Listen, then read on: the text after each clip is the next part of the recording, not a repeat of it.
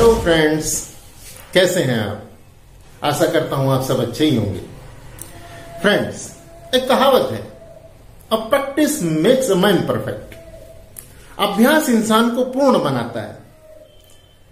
अभ्यास इंसान को पूर्ण बनाता है, इसका मतलब यह है कि जब आप किसी चीज की प्रैक्टिस करते हैं, बार बार उस चीज का अभ्यास करते हैं, तो उस चीज में निपुण हो जाते हैं, स्किल्ड हो जाते हैं। आप जिस चीज को कठिन समझते हैं, उसकी भी जब आप बार बार प्रैक्टिस करते हैं, तो उसमें भी आप निपुण हो जाते हैं। शुरुआत में दिक्कत होती है बस। लेकिन मैं इस कहावत को यहां इस तरीके से समझाना चाहता हूं कि अगर किसी वजह से आपने उस अभ्यास को गलत दिशा में किया, गलत तरीके से किया, तो आपके लिए अच्छा होने की बजाय उसका गलत प्रभाव होगा। मैं इसे एक एग्जांपल से आपको समझा सकता हूं। मैं जब सीए स्टूडेंट्स को पढ़ाता हूं या सीएस स्टूडेंट्स को पढ़ाता हूं, तब यह बात मेरे सामने ज्यादा निकल करके आती है। वो बच्चे मेरे साथ जो नए जुड़ते हैं, वो अपना एक्सपीरियंस अक्सर शेयर करते हैं या अपने दोस्तों का एक्सपीरियंस शेयर करते हैं। वो कहते हैं कि सर, जब हमने कम मेहनत करके एग्जाम दिया था, तब हमारे ज्यादा अच्छे नंबर आए थे। फिर अगली बार हमने और ज्यादा मेहनत की, बहुत ज्यादा मेहनत की, फिर भी हमारे मार्क्स कम हो गए। ऐसा क्यों हुआ? हमारी प्रैक्टिस बढ़ने के साथ तो हमारे मार्क्स बढ़ने चाहिए थे। हमें पता है हमने पहले से बेहतर लिखा है। पिछली बार तो हम कुछ चीजें भूल गए थे, अब की बार तो वो भी नहीं हुआ। फिर क्या हुआ? तब मैं उन्हें बताता हूं, आपकी जो प्रैक्टिस है वो सही दिशा में नहीं थी।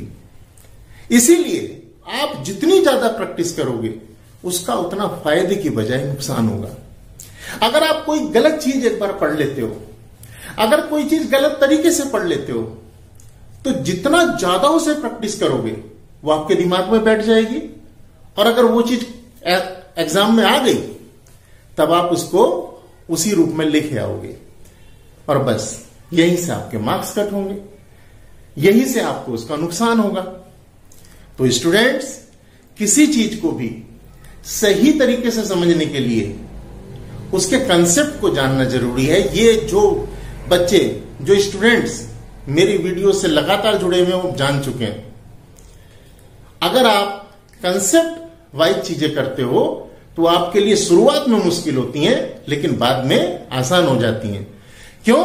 क्योंकि जैसे जैसे आप उसकी प्रैक्टिस करते हो, क्योंकि आप सही दिशा में काम कर रहे हो, तब वो आपको फ्रूटफुल होंगी, वो आपके लिए फायदेमंद होंगी। स्टूडेंट्स, हम बात कर रहे थे इंट्रोडक्शन टू अकाउंटिंग। हम इंट्रोडक्शन टू अकाउंटिंग में लास्ट वीडियो में हम बात कर रहे थे कि अकाउंटिंग हमें देती क्या है, अकाउंटिंग से क्या फायदा है।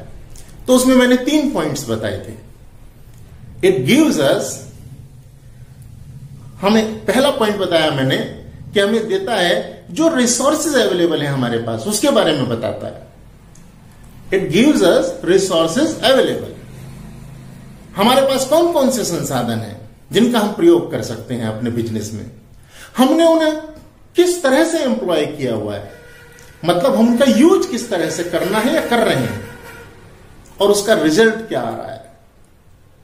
हमने 2 करोड़ रुपए की एक बिल्डिंग ली, और उस 2 करोड़ रुपए की बिल्डिंग में हमने केवल एक छोटा सा गोडाउन बना दिया। क्या हम उसका सही यूज कर रहे हैं? गोडाउन तो 2-4 हजार रुपए, 5,000, 10,000 रुपए महीने किराए पर भी लिया जा सकता है। हम उसका सही इस्तेमाल नहीं कर रहे हैं। हम 2 करोड़ रुपए की अगर उस पूंजी को, उस कैपिटल को इन्वेस्ट करते कहीं, और 10% के हिसाब से भी कमा रहे होते, तो 20 लाख रुपए साल के कमा लिए होते। लेकिन हमने उस रिसोर्स का गलत इस्तेमाल किया। तो यह पता कहां से चलेगा? अकाउंटिंग से पता चलेगा। तो बच्चों, अकाउंटिंग हमें क्या देती है, मैंने इस बारे में डिस्कशन किया।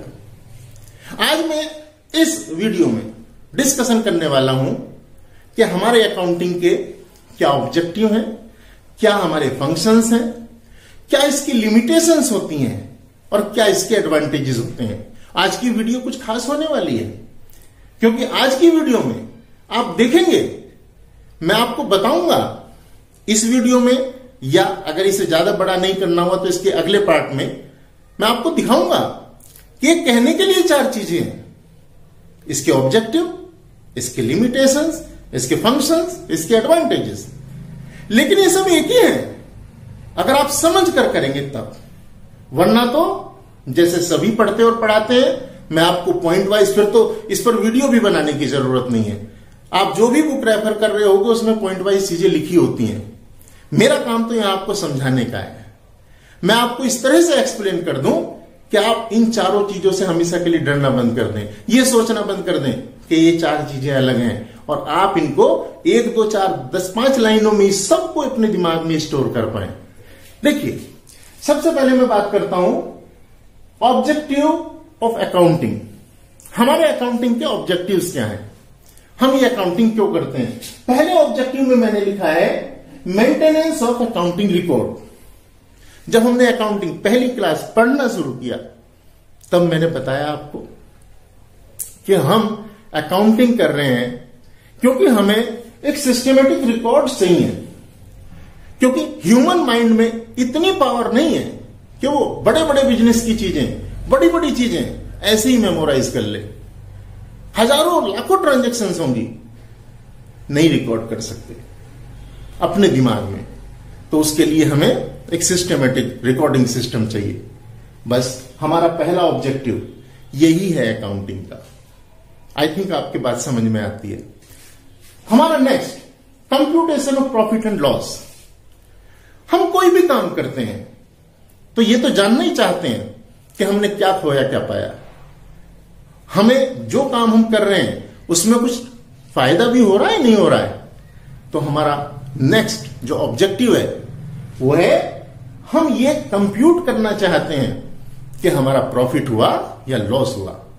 ऑफ कोर्स हम कुछ कॉन्सेप्ट और प्रिंसिपल्स पढ़ेंगे, वहां मैं आपको दिखाऊंगा कि हम एक ईयर के लिए ही क्यों बनाते हैं।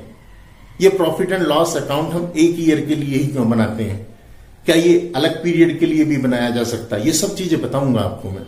लेकिन फिलहाल तो मेरा यहां केवल चूंकि ऑब्जेक्टिव बताने और सिखाने का मतलब मकसद है, इसलिए यहीं पर रोकता हूं। नेक्स्ट हमारा है फैसिलिटी टू मैनेजमेंट।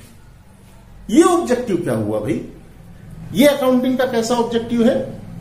तो ये ऑब्जेक्टिव केवल इतना है कि मैनेजमेंट किसी भी बिजनेस को मैनेज करने के लिए जरूरी होता है, क्योंकि डिसीजन तो वही लेगा।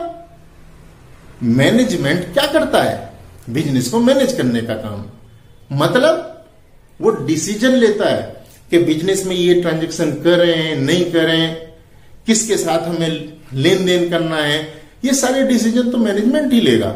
हमें कोई एसेट खरीदनी है तो उसे खरीदें नहीं खरीदें, लेकिन वो लेगा कहां से।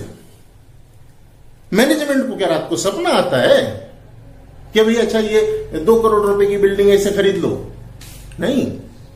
उसके पास अकाउंटिंग इंफॉर्मेशन है।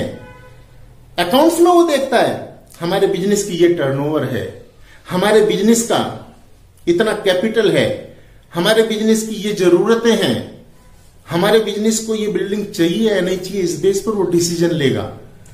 इसका मतलब ये अकाउंटिंग हमारे मैनेजमेंट के लिए एक फैसिलिटी प्रोवाइड कराती है।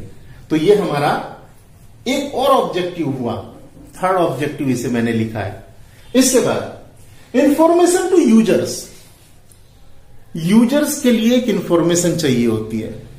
यूजर 2 तरीके के होते हैं स्टूडेंट्स, मैं बताऊंगा, डिटेल में भी बताऊंगा। यूजर्स 2 तरह के होते हैं, एक तो इंटरनल यूजर होते हैं और एक एक्सटर्नल यूजर्स होते हैं।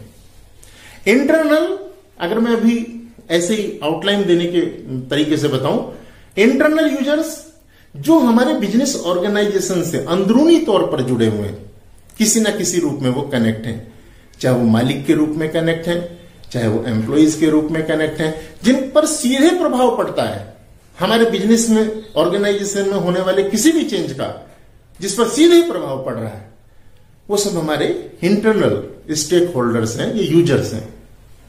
अब उन्हें अकाउंटिंग इंफॉर्मेशन की जरूरत क्या है, तो जिस दिन मैं आपको यूजर्स पढ़ाऊंगा डिटेल में, वहां बताऊंगा कि उन्हें क्या जरूरत है भाई अकाउंटिंग इंफॉर्मेशन की, लेकिन उन्हें जरूरत है, ये बात आप समझ लीजिए। चलिए एक्सटर्नल यूजर के बारे में एक एग्जांपल देकर के आपको थोड़ा सा समझा देता हूं। जैसे मान लीजिए गवर्नमेंट एक एक्सटर्नल यूजर होती है, हमारे अकाउंटिंग इंफॉर्मेशन का एक्सटर्नल यूजर होती है। वो एक्सटर्नल है, ये तो पक्की सी बात है। क्यों? क्योंकि हमारे बिजनेस में उसका कोई सीधे इंटरफेयर नहीं है, लेकिन वो क्यों यूज करना चाहती है हमारी अकाउंटिंग इंफॉर्मेशन को? तो गवर्नमेंट को तो टैक्स चाहिए। अब वो टैक्स किस प्रॉफिट पर लेगी? जो हम कैलकुलेट करके बता दें वही नहीं, वो देखेगी तो सही कि हमने सही भी कैलकुलेट किया है नहीं, हमने सब नियम कानूनों का पालन किया है या नहीं। वो कैसे देख पाएगी? तो हमारी अकाउंटिंग इंफॉर्मेशन को ही तो वो एनालाइज करेगी। इसका मतलब हमारे यूजर्स के लिए, इंटरनल यूजर और एक्सटर्नल यूजर, ये एक इंफॉर्मेशन प्रोवाइड कराती है अकाउंटिंग। हम बच्चों क्या पढ़ रहे हैं? अकाउंटिंग के ऑब्जेक्टिव्स ऑफ अकाउंटिंग। ओके, इसके बाद में हमारा नेक्स्ट मैंने लिखा है फाइनेंशियल पोजीशन। अब अगर पॉइंट वाइज बात करें तो आप इसे याद कर लोगे, फाइनेंशियल पोजीशन। लेकिन you must know financial position कहते कैसे हैं। ये तो 11th क्लास में जो भी बच्चा पढ़ रहा है सबको याद होगा कि हमारा एक ऑब्जेक्टिव फाइनेंशियल पोजीशन को जानना होता है। लेकिन अगर उसी बच्चे से आप पूछो फाइनेंशियल पोजीशन का मतलब क्या है भाई, तो वहां चुप हो जाएगा, और यही गड़बड़ है। इसी बात को मैं स्ट्रांगली कहता हूं, अपनी हर वीडियो में कहता हूं। चलिए फाइनेंशियल पोजीशन की बात करते हैं। फाइनेंशियल पोजीशन का मतलब है कि किसी भी बिजनेस ऑर्गेनाइजेशन की एसेट्स और लायबिलिटीज क्या है, उसकी क्या जिम्मेदारियां, क्या लायबिलिटीज, ऑब्लिगेशंस क्या है, financial obligation. When I am talking about liabilities it means I am talking about financial obligations. उसकी फाइनेंशियल ऑब्लिगेशंस क्या है और उसकी एसेट्स क्या है। यदि उस बिजनेस ऑर्गेनाइजेशन को कोई भारी नुकसान हो जाए तो क्या वो इस पोजीशन में है कि जो उसके क्रेडिटर्स हैं, लेनदार हैं, फंड प्रोवाइडर हैं, उनका पैसा वो लौटा देगा, या फंड प्रोवाइडर्स का पैसा भी डूब जाएगा? ये तो जानना जरूरी है। बस यही तो फाइनेंशियल पोजीशन है। इस फाइनेंशियल पोजीशन के लिए ही हम क्या करते हैं, ये अकाउंटिंग करते हैं। हमें फाइनेंशियल पोजीशन जानना है, इसलिए हम अकाउंटिंग करते हैं। नेक्स्ट, आखिर में ये हमने लिखा है protection of business asset. Business asset को कैसे प्रोटेक्ट करता है ये अकाउंटिंग? बड़ी सीधी सी बात है। मान लीजिए आपके बिजनेस ऑर्गेनाइजेशन में, देखो बड़े देसी तरीके से एग्जांपल दूंगा बच्चों, बहुत देसी तरीके से इस तरह से पढ़ाने की कोशिश करूंगा, इधर से मैं आपको बताऊं और उधर से वो है इंफॉर्मेशन आपके दिमाग का हिस्सा हो जाए। टेंशन नहीं बिल्कुल भी। एक वीडियो में मैं ये बताऊंगा कि टेंशन का क्या प्रभाव होता है हमारे पढ़ने पर। तो यहां protection of business asset, accounting से कैसे बिजनेस एसेट की प्रोटेक्शन होती है, कैसे सुरक्षा होती है, बड़ी सीधी सी बात है। मान लीजिए आपके बिजनेस में कोई एक मशीन रखी हुई है, 1 करोड़ रुपए की मशीन रखी हुई है। अगर उसका रिकॉर्ड ना हो, उसकी अकाउंटिंग ना कर रखी हो, तो कितने दिन तक लोगों को याद रहेगी कि 1 करोड़ की मशीन रखी हुई है? भूल जाएंगे। और उसको तो फिर कोई अपने पर्सनल यूज में ले जा सकता है, घर उठाकर ले जा सकता है, चोरी हो सकती है, पता ही नहीं चलेगा किसी को कि हमारा नुकसान भी हो गया। तो हमारी अकाउंटिंग हमारी एसेट्स की सुरक्षा भी करती है, उसे प्रोटेक्ट करती है, और ये हमारा ऑब्जेक्टिव है। ये हमारा ऑब्जेक्टिव है अकाउंटिंग का। तो अकाउंटिंग के जो मैंने ऑब्जेक्टिव लिखे हैं, उन ऑब्जेक्टिव्स को अगर आप ध्यान से देखें और इनको, ये मानिए आप बिजनेस कर रहे हैं तो आपको रटने नहीं पड़ेंगे, ऑटोमेटिक आपके दिमाग का हिस्सा हो जाएंगे। लेकिन जैसे मैंने इनको समझाने की कोशिश की है उसी तरीके से समझना होगा। हम बात कर रहे हैं functions of accounting. Functions of accounting अब एक नया टॉपिक आ गया, नया पॉइंट आ गया। लेकिन आप देखो, सबसे पहला maintenance of systematic accounting records, maintenance of systematic accounting records. हमें सिस्टमेटिक अकाउंटिंग रिकॉर्ड्स मेंटेन करने हैं, ये फंक्शन है। अगर आप ध्यान से देखो तो पहले नंबर पर ऑब्जेक्टिव में भी क्या लिखा है, मेंटेनेंस ऑफ अकाउंटिंग रिकॉर्ड्स। मैं आपको कह रहा था कि हमारी ये वीडियो खास होने वाली है। मुझे आपका डर खत्म करना है, मुझे आपको यह बताना है कि फंक्शंस और ऑब्जेक्टिव वास्तव में अलग नहीं है। मुझे इनको इतना क्लोज करना है कि आप एक चीज याद करो और आपको लिमिटेशन भी याद हो जाए, आपको ऑब्जेक्टिव भी याद हो जाए, आपको एडवांटेजेस भी याद हो जाए। लेकिन वो डर कब खत्म होगा, जब आप रियल में ये जानते होगे कि हां वास्तव में ये तो सब चीजें एक सी लिखी हुई हैं। I think you got it. देखो बच्चों, ये क्या लिखा है, मेंटेनेंस ऑफ सिस्टमेटिक रिकॉर्ड, ये मैंने यहां एक्सप्लेन किया अभी। नेक्स्ट ये क्या लिखा हुआ है, प्रिपरेशन ऑफ फाइनेंशियल स्टेटमेंट्स। अभी यहां मैंने इसे किस रूप में लिखा हुआ है, computation of profit and loss account. जानते हैं प्रॉफिट एंड लॉस कैसे कंप्यूट होगा, वो भी तो फाइनेंशियल स्टेटमेंट बना करके ही होगा। फाइनेंशियल स्टेटमेंट मतलब ट्रेडिंग अकाउंट, मतलब प्रॉफिट एंड लॉस अकाउंट, मतलब बैलेंस शीट। और यहां पर मैंने इसे फंक्शन में लिख दिया है, प्रिपरेशन ऑफ फाइनेंशियल स्टेटमेंट्स। तो प्रिपरेशन ऑफ फाइनेंशियल स्टेटमेंट मतलब मैं ऑब्जेक्टिव में भी इसे किसी ना किसी रूप में लिख चुका हूं। मतलब ये यहां का भी हिस्सा है और यहां का भी हिस्सा है। तो स्टूडेंट्स, आप ये चीज समझकर चलिए कि मैं जो 4 चीजें आपके साथ डिस्कस करूंगा वो 4 नहीं है। आज से रटना बंद, सबको लिंक करिए। 2-4 लाइनों में सब चीजें आपके पास में आ जाएंगी, आपके दिमाग में रहेंगी। आप जब 20 पेज किसी पर याद करने की बात करते हो तब टेंशन है, लेकिन अगर उस 20 पेज को आप समराइज करके दिमाग में कुछ लाइनों में डाल लोगे तो फिर उसे याद करने में कोई दिक्कत नहीं होगी। उसे आप जब चाहें, जितने पेजेस में कन्वर्ट करना चाहें, आप उसे कन्वर्ट कर सकते हैं। नेक्स्ट हमारा है लीगल रिक्वायरमेंट्स। ये लीगल रिक्वायरमेंट्स क्या है, तो देखो स्टूडेंट्स, जब हम कोई भी बिजनेस करते हैं, कोई बिजनेस ऑर्गेनाइजेशन चलाते हैं, तो उस पर अगर कोई कानून अप्लाई हो रहा है तो उसकी कुछ लीगल रिक्वायरमेंट्स होंगी।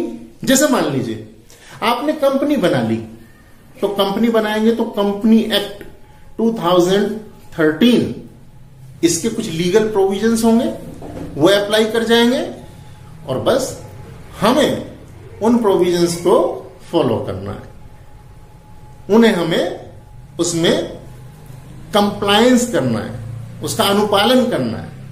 तो इसका मतलब ये लीगल रिक्वायरमेंट इसका एक फंक्शन है। अगर हम ये अकाउंटिंग ना करते तो फिर हम लीगल रिक्वायरमेंट कैसे पूरी करते, नहीं कर पाते। I think you got it. Next आखिर में मैंने लिखा है कम्युनिकेशन ऑफ फाइनेंशियल इंफॉर्मेशन। जो भी फाइनेंशियल इंफॉर्मेशन आई हमारे पास में अकाउंटिंग के बाद, उसको कम्युनिकेट करना है। और फिर से अगर आप ध्यान से देखेंगे तो ये वही है जो मैंने इधर लिखा था। जो यूजर्स हैं हमारे फाइनेंशियल इंफॉर्मेशन के यूजर्स हैं, उन तक मुझे ये इंफॉर्मेशन पहुंचानी है। कैसे पहुंचेगी, अकाउंटिंग करके। अगर अकाउंटिंग नहीं होगी तो कैसे कोई एम्प्लॉय देख पाएगा मेरी कंपनी में क्या चल रहा है, कैसे कोई फंड प्रोवाइडर देख पाएगा कि मेरी कंपनी में क्या चल रहा है, कैसे कोई ऑनर देख पाएगा। मान लीजिए पार्टनरशिप फर्म है तो पार्टनर कैसे देख पाएंगे अगर अकाउंटिंग ही नहीं है। जिसने जो ट्रांजैक्शन कर दी बस उसकी जेब में पैसा। तो स्टूडेंट्स, ये हमारे 2 चीजें मैंने आपके सामने रखी हैं, objectives and functions of accounting. लेकिन मेरा मकसद इस वीडियो को बनाने का बहुत साफ है, और वो ये है कि आप इसे रटे नहीं। वरना ये जो पॉइंट मैंने लिखे हैं ना, ये कोई नई चीज नहीं लिखी है, ये कोई रॉकेट साइंस नहीं है, ये बुक्स में भी लिखा हुआ है। लेकिन हम जिस तरीके से पढ़ रहे हैं वो महत्वपूर्ण है। और मैं एक स्लोगन तो हमेशा बोलता हूं, हम क्या पढ़ते हैं महत्वपूर्ण है, लेकिन किस तरीके से पढ़ते हैं ये ज्यादा महत्वपूर्ण है। आई थिंक आपको मेरी बात समझ में आ गई होगी। अगर किसी वजह से आप लोग मेरी इस बात को समझ गए हैं तो उस कंडीशन में आप इस वीडियो को लाइक करेंगे। आप इस वीडियो को अगर समझते हैं बहुत सारे बच्चों के काम किए तो शेयर करेंगे। और हां बच्चों, मैं एक तरफ हो जाता हूं, जो कुछ यहां लिखा है आप इसका स्क्रीनशॉट ले लीजिए, ठीक है।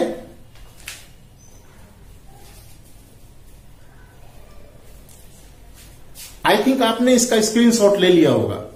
अगर आपको मेरे पढ़ाने का तरीका बेहतर लगता है तो प्लीज इस वीडियो को लाइक कीजिए, चैनल को सब्सक्राइब कीजिए अगर आप इस चैनल पर नए हैं, और इस वीडियो को शेयर कीजिए।